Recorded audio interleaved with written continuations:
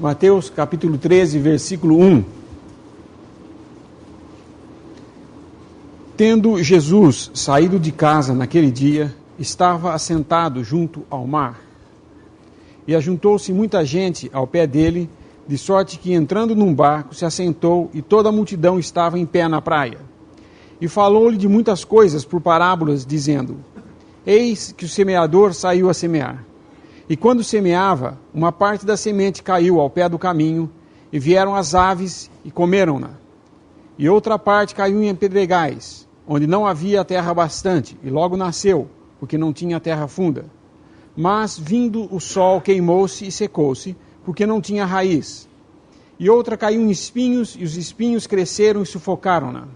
E outra caiu em boa terra, e deu fruto, 1 a 100, outro a 60, e outro a 30. Quem tem ouvidos para ouvir, ouça. E acercando-se dele os discípulos, disseram-lhe: Por que lhes falas por parábolas? Ele respondendo disse-lhes: Porque a vós é dado conhecer os mistérios do reino dos céus, mas a eles não lhes é dado. Porque aquele que tem se dará e terá em abundância, mas aquele que não tem, até aquilo que tem lhe será tirado. Por isso lhes falo por parábolas, porque eles, vendo, não veem, e ouvindo, não ouvem, nem compreendem. E neles se cumpre a profecia de Isaías, que diz: Ouvindo, ouvireis, mas não compreendereis, e vendo, vereis, mas não percebereis. Porque o coração deste povo está endurecido, e ouviram de mau grado com seus ouvidos, e fecharam seus olhos, para que não vejam com os olhos, e ouçam com os ouvidos, e compreendam com o coração, e se convertam, e eu os cure. Mas bem-aventurados os vossos olhos, porque veem, e os vossos ouvidos, porque ouvem. Porque em verdade vos digo que muitos profetas e justos desejaram ver o que vós vedes, e não ouviram, e ouvir o que vós ouvis, e não o ouviram. Escutai vós, pois, a parábola do semeador. Ouvindo alguém a palavra do reino, e não a entendendo, vem o maligno, e arrebata o que foi semeado no seu coração. Este é o que foi semeado ao pé do caminho. Porém, o que foi semeado em pedregais é o que ouve a palavra, e logo a recebe com alegria. Mas não tem raiz em si mesmo, antes é de pouca duração. E chegada a angústia e a perseguição por causa da palavra, logo se ofende. E o que foi semeado entre espinhos é o que ouve a palavra, mas os cuidados deste mundo e a sedução das riquezas sufocam a palavra e fica infrutífera. Mas o que foi semeado em boa terra é o que ouve e compreende a palavra, e dá fruto, e um produz 100, outro 60 e outro 30. Propôs-lhes outra parábola, dizendo: O reino dos céus é semelhante ao homem que semeia boa semente no seu campo. Mas dormindo os homens, veio seu inimigo, e semeou o joio no meio do trigo e retirou-se. E quando a erva cresceu e frutificou, apareceu também o joio. E os servos do pai da família, indo ter com ele, disseram-lhe: Senhor, não semeaste tu no teu campo boa semente? Por que tem então joio?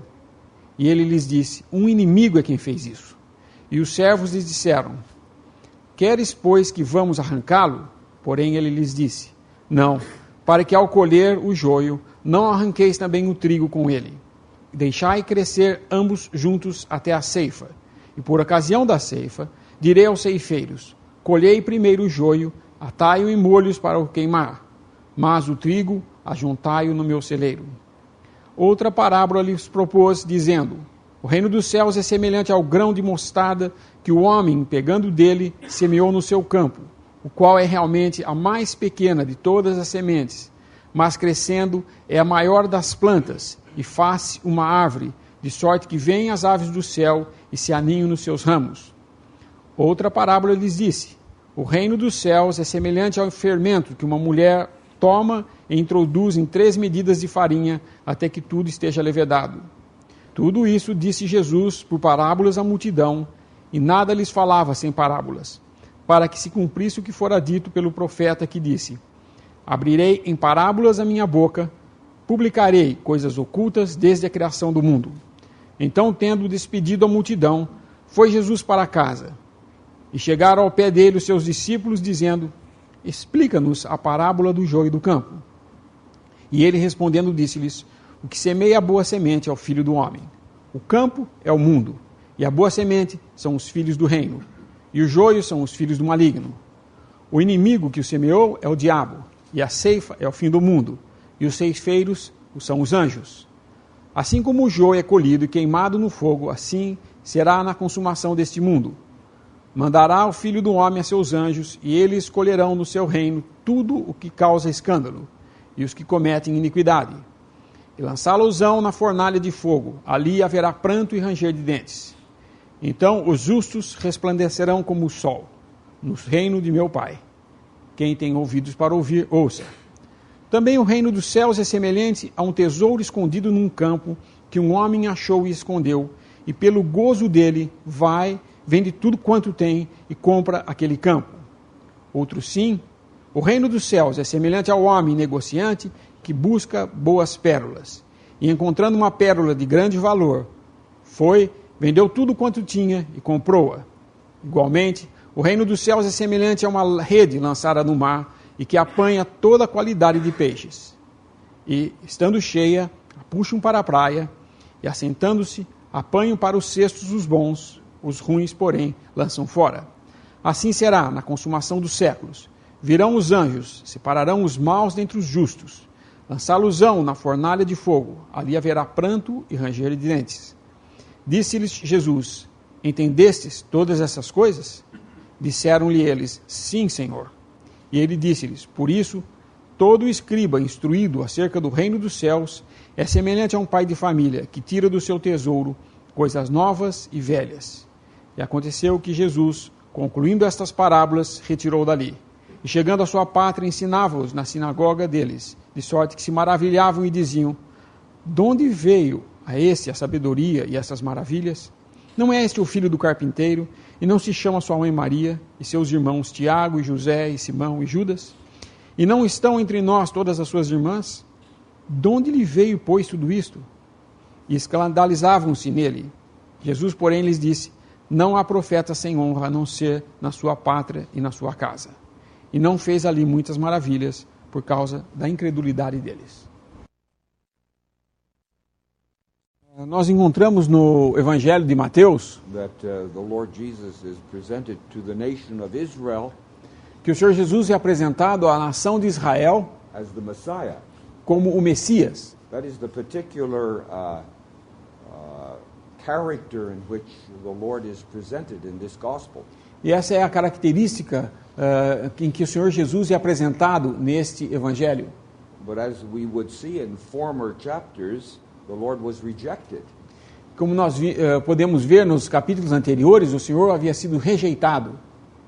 He came manifesting the power of the coming kingdom. Ele veio manifestando o poder do reino vindouro. But his people refused him. Mas o seu povo o rejeitou. And so here we have the Lord leaving the nation of Israel. E aqui o que nós temos é o Senhor Jesus deixando a nação de Israel. And what characterizes the chapter we have read, que caracteriza o capítulo que nós lemos, is the sowing of the good seed. O que caracteriza é semear a boa semente For a new crop. Para uma nova colheita. It anticipates the Lord's return to the glory. Isso antecipa a vinda do Senhor em glória. And the kingdom is not established at this point in time.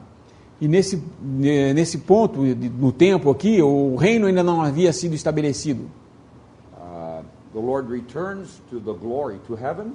O Senhor volta à glória lá nos céus. The kingdom is not in manifestation. E o reino ainda não está em manifestação. It is postponed. Ele vai ser colocado mais à frente. Until a future time. No futuro. But the Lord is still working in the world. Mas o Senhor ainda está trabalhando neste mundo. And the kingdom of heaven, e o reino dos céus, which we have taken up in this chapter, que nós temos aqui aberto nesse capítulo, is not the kingdom in power. Não é ainda o reino em poder. It's not the kingdom in manifestation, Não é ainda o reino em manifestação. but it's the kingdom in mystery now. Mas é um reino ainda em mistério. And when we speak of the kingdom of heaven, Quando falamos do reino dos céus, in this chapter it is not heaven, nesse capítulo não é a respeito do céu. because we have professors in the kingdom of heaven. Nós temos professantes nesse meio, como nós vemos nesse capítulo. And we're in this period of time now. E estamos agora nesse período de tempo. The outward profession of Christianity A profissão da cristandade, que ser cristão, is a mixture of real and unreal. é uma mistura do que é real e do que não é real. And this is the point of the Lord's ministry here. E este é o ponto no qual o Senhor está ministrando aqui. So everyone who professes the lordship of Christ E cada um que professa a relação com Cristo aqui nesse mundo is in the kingdom of heaven. está no reino dos céus. They may not be saved, Pode ser que eles não sejam salvos, but outwardly they are in that sphere of privilege. mas externamente eles estão nessa esfera de privilégio. They are baptized, Podem ser batizados, but not necessarily real believers. mas não necessariamente crentes verdadeiros. And as you see in the various parables, Como nós podemos ver nas diversas parábolas aqui. there are those that truly have a divine life, Tem aqueles que realmente têm uma vida divina and there are those that are only professors, e há aqueles que são apenas professantes, but they are in the place of privilege. mas estão num lugar de privilégio. They acknowledge the lordship of Christ. Eles reconhecem o senhorio de Cristo. And that's why the kingdom of heaven is in mystery now. E essa é a razão porque o reino dos céus é um mistério agora. It is not in manifested power. Não é em poder manifestado. Quando o Senhor Jesus falou essa parábola, foi uma coisa nova para os discípulos. Até este capítulo no livro de São Mateus, Cristo foi apresentado a Israel como o rei. Mas, como falou o irmão, eles rejeitaram o rei. No capítulo 12, eles estão rejeitando Cristo como rei. Então, como pode um rei formar um reino dentro de um povo que rejeita a ele? Difícil. Deus tem um plano. Deus tem o plano de levar o rei aos céus e formar um reino para lá. Este é o que é o reino dos céus. É uma coisa nova. Israel esperava só um reino aqui na terra. O reino dos céus começou quando o rei entrou nos céus, depois de morrer, ressuscitar, ascender aos céus. Então, este é o que está formando-se agora no mundo. Pela pregação do Evangelho, está formando um reino aqui na terra, com destino aos céus. O mundo não veja isso aparentemente, como falou o irmão, em manifestação. Nós que lemos a Bíblia, vemos que, pela pregação do Evangelho, entramos num reino por Cristo Jesus. Mas o inimigo é astuto e tem sua forma de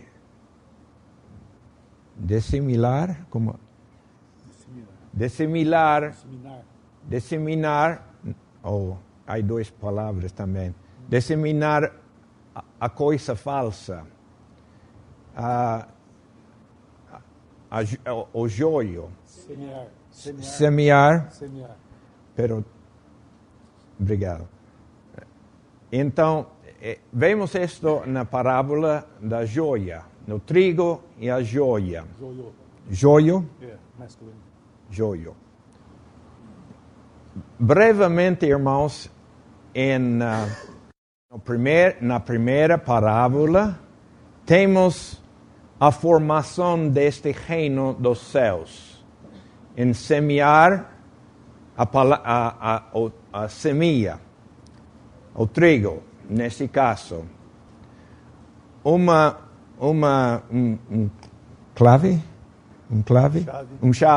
chave para compreender quando lê a Bíblia. Sempre na Bíblia, quando leia do trigo, lembra, é figura da formação de um povo celestial. Quando lê na Bíblia da vinha ou dos figos, de outros frutos, sempre é figura da formação da coisa terrenal. Esse é um princípio na Bíblia. Aqui temos a formação de semear o reino celestial, ilustrado pelo trigo. O trigo tem eu sou fazendeiro e entendo disso um pouquinho. O trigo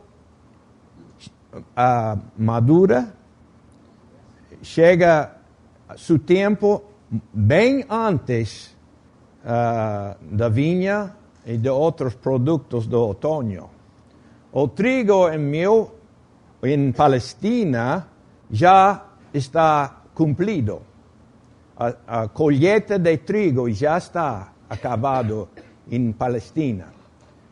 Mas ainda mais tarde, em setembro e outubro, vai haver a colheita da vinha. Essas duas coisas são figuras das duas classes de reino que Cristo vai formar. A parte celestial e a parte terrenal.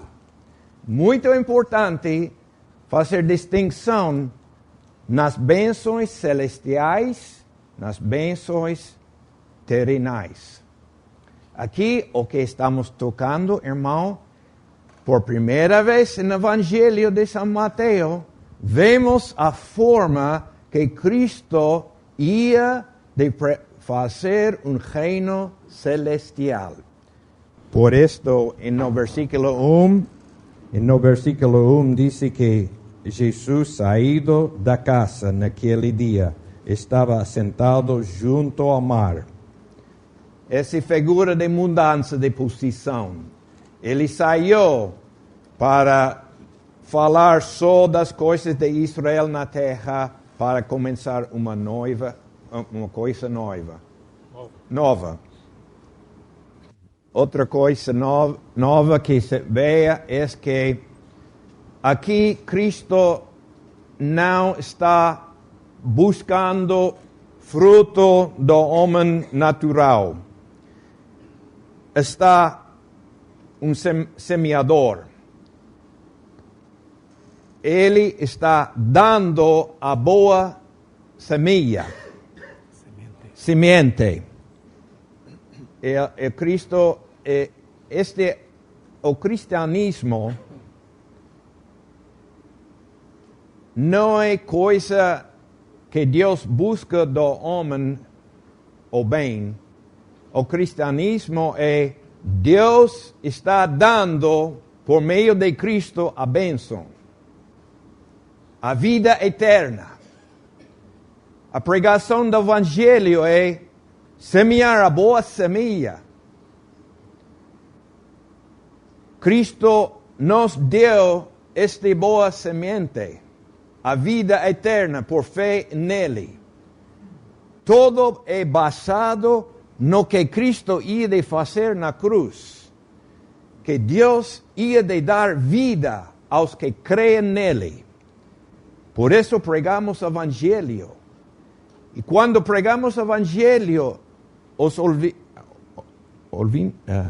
ouvintes escutam, recebem a palavra em 4 maneiras,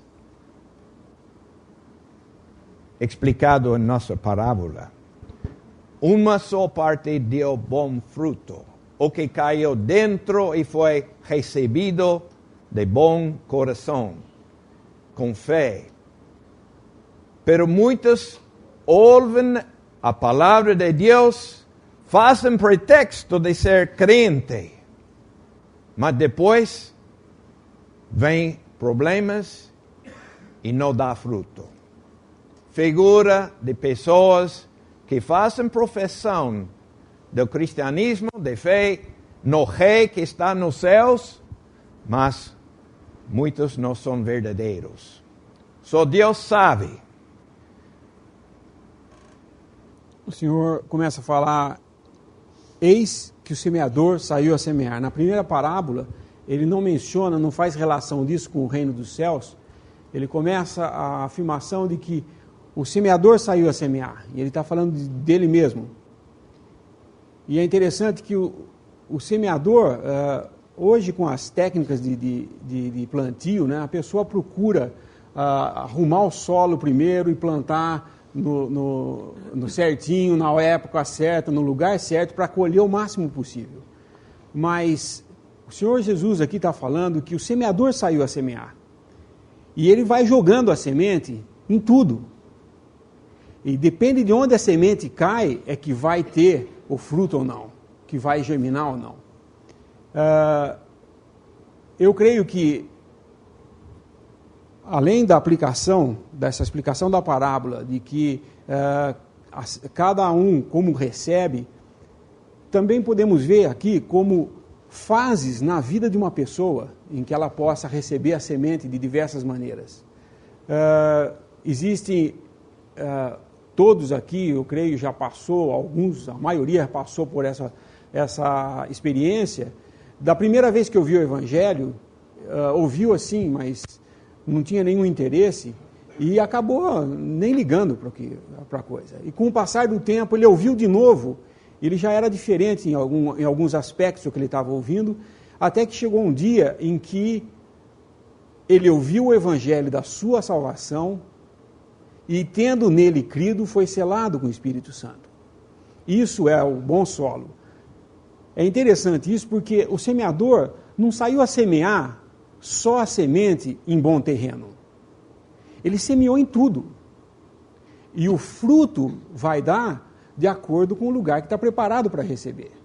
Porque é Ele mesmo que prepara. Eu não creio que o Senhor saiu buscando corações, como no versículo 23, que saiu só semeando em boa terra. Ele semeia em todo lugar, por todo lugar. Por isso, o trabalho do Evangelho, por exemplo, não é eu escolher grupos específicos de pessoas para pregar o Evangelho. O Evangelho é pregado. Eu não posso direcionar o Evangelho e dizer assim, não, eu só prego para pessoas que são descendentes de Israel, porque eu sou pregador para judeu. Outro fala, não, eu só prego para um grupo específico de pessoas que são os que vivem em presídio. Não, ele sai semeando. Ele sai semeando, porque não é ele que vai dizer qual a semente que vai germinar ou não. Isso não é uma obra que é o semeador que faz, no caso do evangelista.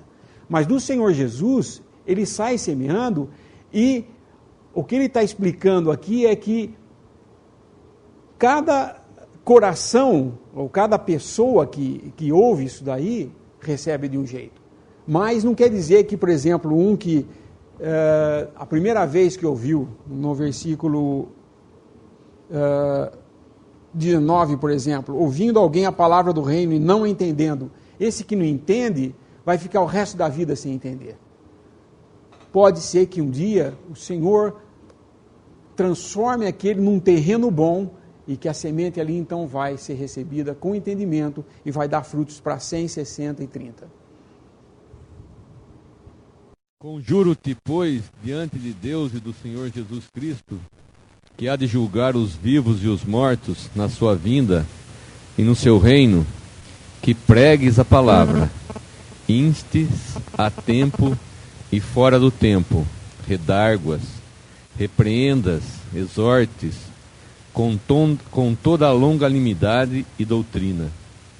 Porque virá tempo em que não sofrerão a sã doutrina, mas tendo comichão nos ouvidos, amontoarão para si doutores, conforme as suas próprias concupiscências. E desviarão os ouvidos da verdade, voltando às fábulas. Mas tu, sê sóbrio em tudo, sofre as aflições, faze a obra de um evangelista, cumpre o teu ministério.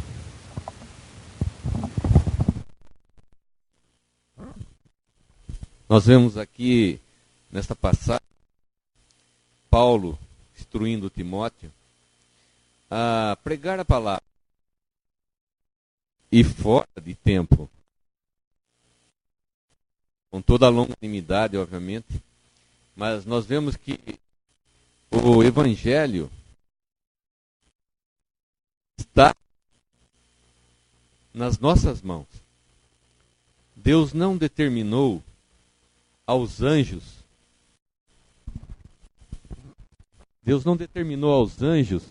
que pregassem o Evangelho. Foi dado aos homens. Homem falando para homem. E está nas nossas mãos essa semente. Cabe a nós semearmos, como nosso irmão disse, não importa onde, não importa para quem, importa que nós falemos. E se eu não tenho o dom de evangelista, no versículo 4, nós vemos Paulo admoestando a Timóteo, dizendo, faze a obra de um evangelista.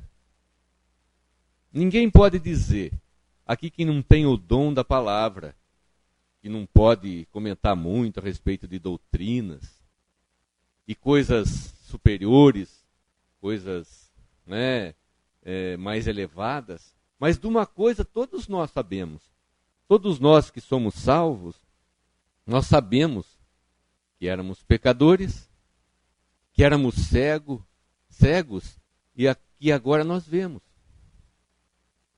Nós podemos cumprir sim a função de um evangelista. Nós podemos falar essa palavra. Nós podemos semear essa semente. Quer seja com um folheto, como aquele senhor deu para aquela pessoa, como o Lemão leu, como dizendo algumas simples palavras, citando alguns versículos. Não é? Então, cabe a nós passarmos adiante esse evangelho. Não vamos esperar anjos, não, porque os anjos não vão anunciar esse evangelho. Nós anunciamos esse evangelho. Coube-nos anunciarmos esse evangelho. Então, é uma demonstração para nós aqui, todos devemos cumprir. Se nós não somos, nós devemos cumprir a função do evangelista. O evangelho vem em nossa mente a ideia de alguém que fica numa praça pública falando, ou que fica... E na realidade, uma vez um irmão falou uma coisa, eu achei muito interessante. Ele falou que devemos pregar o evangelho, sim, o tempo todo, e se precisar até falar alguma coisa, abrir a boca para falar alguma coisa. Porque nós pregamos o evangelho não só pelo que nós falamos, mas principalmente pelo que nós fazemos. Então, aquela pessoa quietinha, que não sabe falar, que é envergonhada, mas que vive uma vida que, notadamente, no lugar de um trabalho, onde estuda, dá testemunho positivo de que é cristão, ele está pregando mais do que aquele que tem uma verborreia, como a gente diz, né? Que fala por todas as juntas que tem, mas não vive.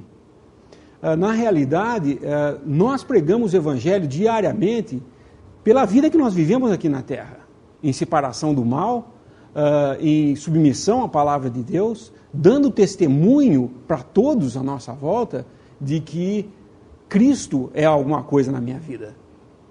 É interessante isso porque durante o tempo de juventude, né, em que nós, a minha turma, né, com seus 16, 17 anos, começamos a cair música e tudo mais, tinha uma pessoa, um amigo entre nós, que durante todo o tempo ficava no nosso meio, vivia, fazia tudo como nós fazíamos, tudo de errado. E depois que nós nos convertemos, nós ficamos sabendo que ele era crente. Nós nunca sabíamos que ele, ou não tínhamos ideia de que ele era crente. Isso foi realmente, qual era o testemunho que ele dava? Nenhum, porque ele vivia igualzinho a gente. Eu não estou querendo dizer com isso que o cristão deve ser alguma coisa estranha, né? Que seja uma pessoa que tem que se vestir diferente dos outros, não é isso. Mas o nosso andar é a pregação do Evangelho se nós estamos andando de acordo com o Evangelho que nós cremos e professamos. E cremos num Evangelho que foi semeado e está sendo semeado para todo mundo. E se for preciso, até precisamos falar às vezes do Evangelho. Se alguém chega e pede a razão da sua esperança, você deve estar apto para dizer no que você querer. Mas nem sempre o Evangelho é pregado só por aquelas pessoas que têm a disposição, como o irmão John Camp vai pelo mundo todo, e foi uma ótima obra. Mas ninguém precisa pensar que só isso é pregar o Evangelho. Pregar o Evangelho é você ficar no seu lugar onde você é, ou você estuda, ou trabalha, ou vive, dando testemunho pelo que você faz do que Cristo fez por nós aqui no mundo. São 3 inimigos que impedem que dá fruto esta semente. Impede.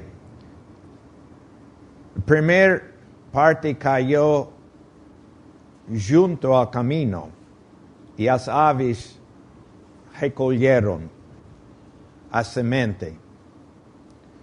Então é a figura de Satanás que quita do coração do homem, que tira do coração do homem a palavra de Deus.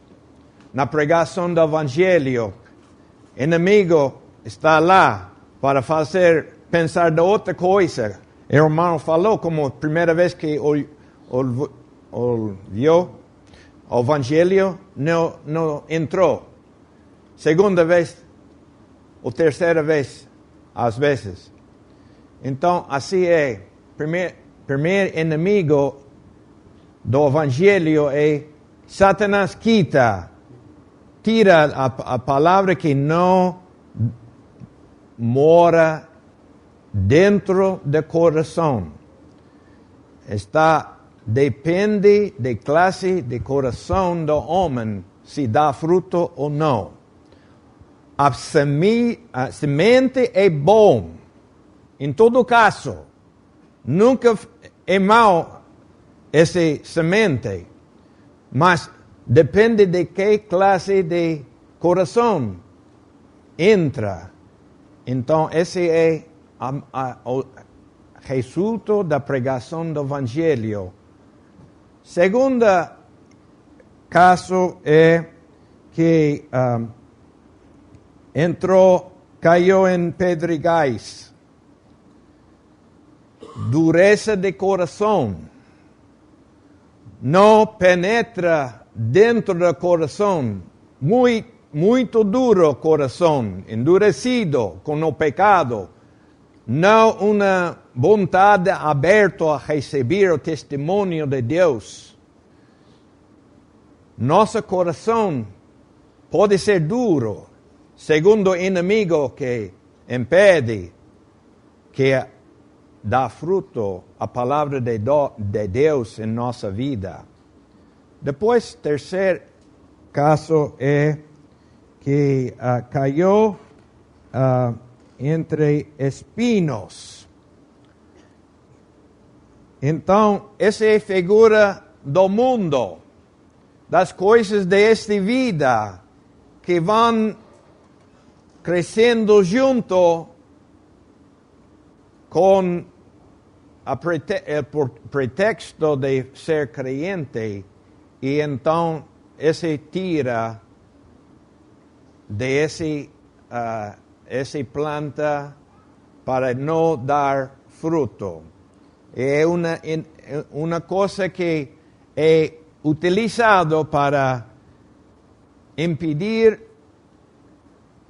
bom fruto em nossas vidas como cristãos. O que cai em boa terra é que dá fruto para Deus. Lembramos que o propósito de tudo isso é que Cristo tenha um reino nos céus, ao finalzinho disso. O reino está formando aqui na terra, mas esse não é seu destino. Destino é para ficar com Cristo em glória, onde Ele, o Rei, entrou. Notamos isso nessas parábolas que continuam. Ao final, que recolhe o trigo dentro do, como se chama? Celeiro. Ao celeiro. Essa é figura do fim desse tempo, quando os cristãos estão levados aos céus. Esse é o propósito. E nisso termina o reino dos céus. O reino dos céus começou quando o rei entrou nos céus e começou a pregar o evangelho ao mundo.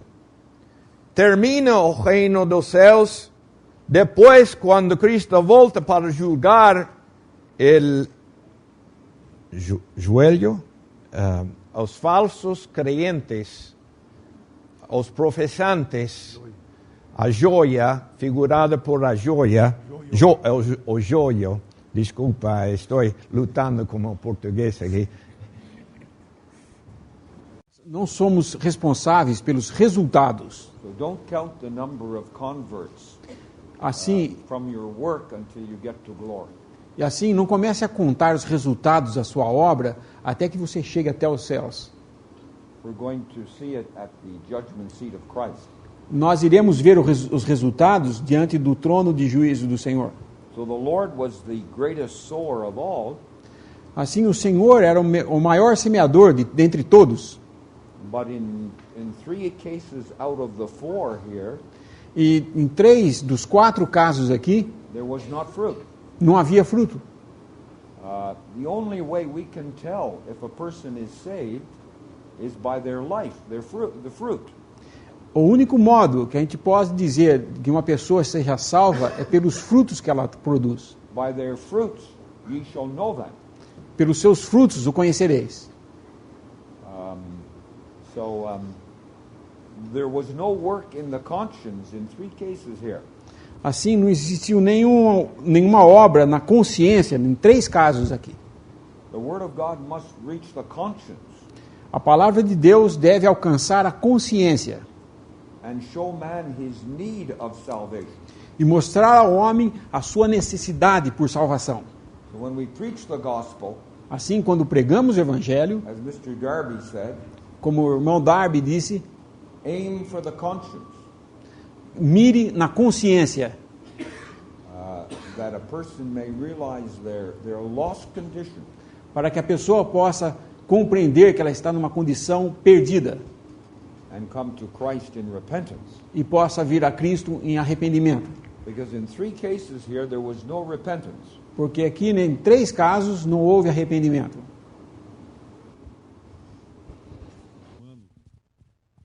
Semeando, né? Se essa missão, na realidade Deus usa os homens, não usa os anjos para pregar o seu evangelho.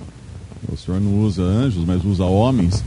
Mas é Ele mesmo quem semeia. Porque se fosse deixado ao homem semear, providenciar a semente, ninguém seria salvo.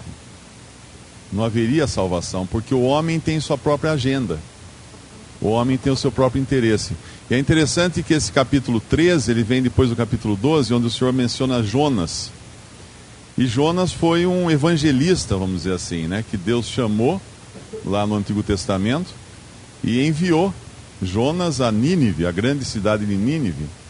E assim que Deus dá ordem a Jonas para que ele vá a Nínive e pregue arrependimento naquela grande cidade pagã, o que Jonas faz? Jonas desce a Jope para pegar um navio e fugir para Tarsis. Porque Jonas não estava na agenda de Jonas ver uma cidade inteira de infiéis se converterem ao judaísmo, no caso, ao Deus verdadeiro da sua época.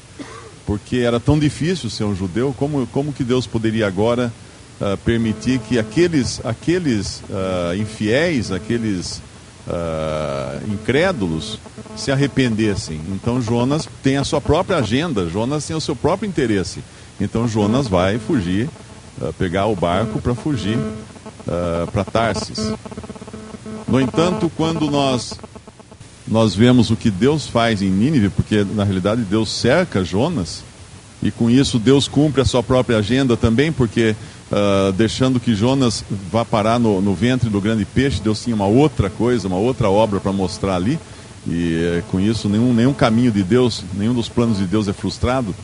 Mas no final da história de Jonas, nós vemos ele extremamente amargurado e triste, porque os ninivitas se converteram, porque os ninivitas se arrependeram, e aquilo não estava, ele quer morrer no final. E esse é o caminho nosso, e isso não muda, nós não somos nem um pouco diferentes de Jonas, nós temos a nossa própria agenda também, nós temos os nossos próprios interesses também, até mesmo quando nós fazemos as coisas de Deus, as obras de Deus, porque aquilo de nós que é carne não vai ter nada, não vai ter participação nenhuma nas coisas de Deus, vai ser como Jonas, fugindo de Deus e fugindo da missão que Deus tinha lhe dado. E é interessante que isso não muda, né? Nós vamos encontrar séculos depois um homem em Jope resistente para falar do evangelho a um centurião chamado Cornélio. Na mesma cidade de onde Jonas pega um barco para fugir de Deus, para fugir da sua missão, nós encontramos Pedro na mesma cidade de Jope, na casa de Simão o curtidor, e Deus tem que falar com ele agora. Deus tem que baixar o lençol do céu e mostrar os animais impuros e falar: mata, come. Ele é tão resistente quanto Jonas, porque ele também tinha os seus próprios interesses.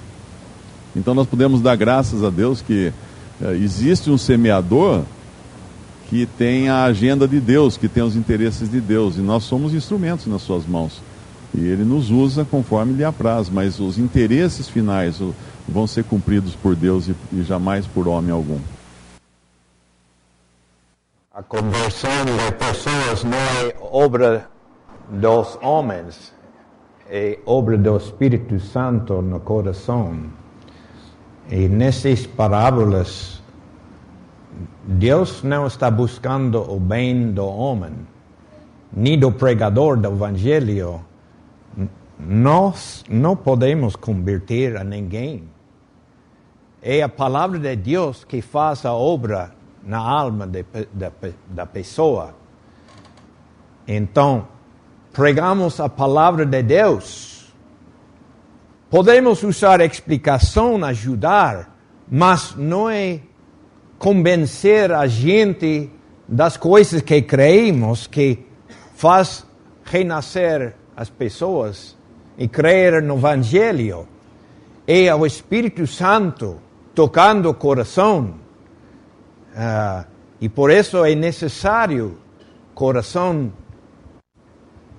blando ou terno, arrependido, onde a palavra de Deus pode achar lugar, obrar na vida de qualquer pessoa. Sujeitar o que Deus fala é obedecer ao Evangelho. É coisa de submissão às coisas que Deus fala. Não é obras dos homens que produzem salvação. Então, é importante. A continuação, ele fala, os discípulos perguntam por que o Senhor falava por parábolas. E ele dá a explicação, porque é no versículo 11, porque a vós é dado conhecer os mistérios do reino dos céus, mas a eles não lhes é dado.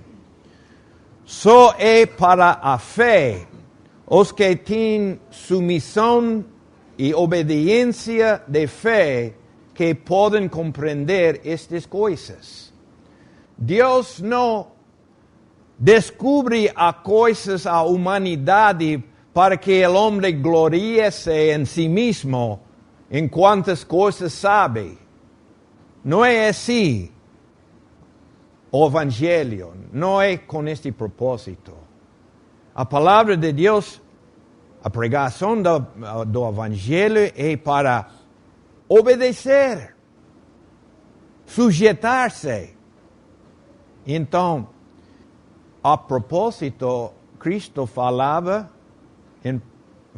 em parábolas, porque ia de fazer na terra uma coisa que o mundo não chega a compreender. Porque esse mesmo mundo é o mundo, e principalmente os judeus, foram os que estavam rejeitando a Cristo. Entregaram a Cristo aos romanos para matar-se a ele na cruz. Como pode formar um reino dentro dessa condição? Secretamente o faz. E este é o que acontece agora. Secretamente, em mistério, está formando um reino. Aqui na terra está a formação. Não com destino morar permanente aqui, mas a formação deste Pentecostés até o arrebatamento da igreja é a formação deste reino. Uma vez que Cristo vem, já vai ser cortada a porta fechada e ninguém mais vai entrar no reino dos céus a partir deste momento. Então, por esse propósito, Cristo falava em parábolas, porque é para a obediência da fé, o entendimento dessas coisas. Outra coisa que nós deveríamos estar bem conscientes: The kingdom of heaven is not the church. o reino dos céus não é a igreja. There are two different spheres. Há duas diferentes esferas. As we have read, discipline was not to be enacted in the field, the world. Como nós lemos, what couldn't be enacted? Discipline was not carried out. A disciplina não era aplicada nessas parábolas aqui. We see verse 30. Como nós podemos ver no versículo 30, deixar crescer ambos juntos até a ceifa. E por ocasião da ceifa, direi aos ceifeiros: colhei primeiro o joio e atai-o em molhos para o queimar, mas o trigo ajuntai no meu celeiro. The judgment of Christendom O julgamento da cristandade is not the responsibility of the church. não é responsabilidade da igreja. That will be accomplished on the Lord's return. Isso será cumprido na vinda do Senhor. The wheat will be taken into the glory. The believers will be taken to glory. O trigo será levado para a glória, os crentes subirão para a glória. But as we see in verse 41, Mas como vemos no versículo 41, there will be a judgment haverá um juízo before the Lord establishes his kingdom. antes que o Senhor estabeleça o seu reino. This will take place after the church is removed. Isso terá lugar depois que a igreja for removida da terra. But this does not touch the point of discipline in the assembly. Mas isso não toca no assunto de disciplina na Assembleia. We are not to allow tares in the assembly. Nós não devemos permitir que haja joio no meio da Assembleia. That's a different sphere where we have a responsibility Essa é uma esfera diferente, onde nós temos a responsabilidade to judge evil, de julgar o mal. or else the assembly will be defiled by the evil that is permitted. De outro modo, a Assembleia seria contaminada pelo mal permitido no meio. So we must distinguish Assim, devemos fazer uma distinção. the church of God, da Igreja de Deus, which is composed of true believers, que é composta de verdadeiros crentes, gathered to the Lord's name, reunidos ao nome do Senhor, called upon to maintain the Lord's glory, chamados para manter a glória do Senhor, and the world, e o mundo, where we have this mixture that is portrayed, onde temos essa mistura que nos é mostrada aqui, which we are not called upon to judge, a qual nós não somos chamados para julgar, but we are called to separate from the evil. mas somos chamados a nos separar do mal. We cannot have tares in the assembly, Não podemos permitir o joio no nosso meio, although they are in the world. embora eles estejam aqui no mundo.